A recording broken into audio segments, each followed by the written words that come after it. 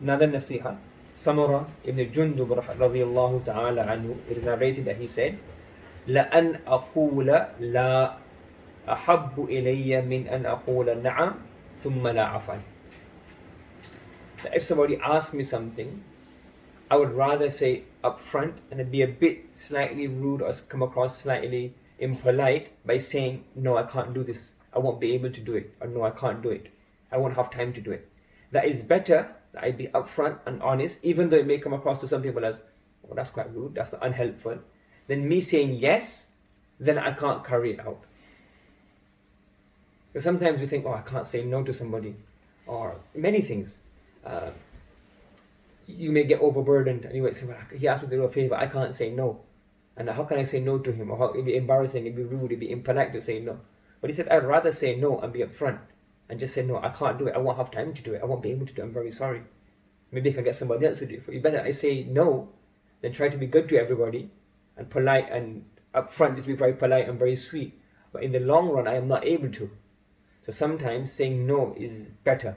But sometimes a bit of not being the sweetest or not being the most polite or not being the most apparently helpful is better. Because what will happen if you say no, I won't be able to do it for you. That person can have alternatives. You understand? So sometimes you might think, okay, if I say no, it'll be embarrassing, but you're helping him more by saying, well, honestly, I can't do it. Rather than 2 weeks or 3 weeks down the line, you say, well, oh, sorry, I couldn't do it. Or you're just running around saying, okay, later. So sometimes, and people don't do this, but if somebody does this on purpose, you make a promise and you don't want to keep it, that's a sign of a nifaq, hypocrisy. That you promise something, I'll pay you back. So, no, I'm not paying him back. And the other thing is, you promise something with the intention of doing it, but you can't. So many people, they're very, very nice people, very, very polite, very, very helpful. And they want to do and they want to help and they want to do stuff.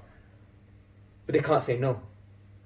And that's a good thing in a way because they're very helpful, very polite, very, they want to be good to people, but the reality is they can't do it. So he's given a very good piece of advice that sometimes you have to say no. Sometimes say no, I can't, I won't be able to do it. And if it's somebody elder than you, have to be very respectful. Or maybe not say no up front, but just say, no, I find it very difficult, I don't have time, I don't know when I'll be able to do it, I've got other things that I have to do. Do you understand? It's better to say that. Somebody, and maybe for example, let's say even the staff, I say, can you do this? And you say, well, Manana is saying to do this, I can't say no. But if you be real and say, Manana, the timetable I have is very difficult, I want to do this big project, I want me to do it. Or I find it very difficult, or it's beyond my capacity. It is better, I might get a bit initially, they said no, but they realize, well, this person is honest. And they take things very seriously, that when they do take a job, they make sure they do it properly. They don't just say yes, and say, well, I'll do everything. So sometimes it's very better to say, if somebody makes a request from you, better not to make the promise and try to be very nice and polite. So it's better to not make the promise and lose a bit of the politeness than to make the promise and not fulfill it. Do you understand? So this is very good advice. So let's hold fast to this, inshallah. Okay.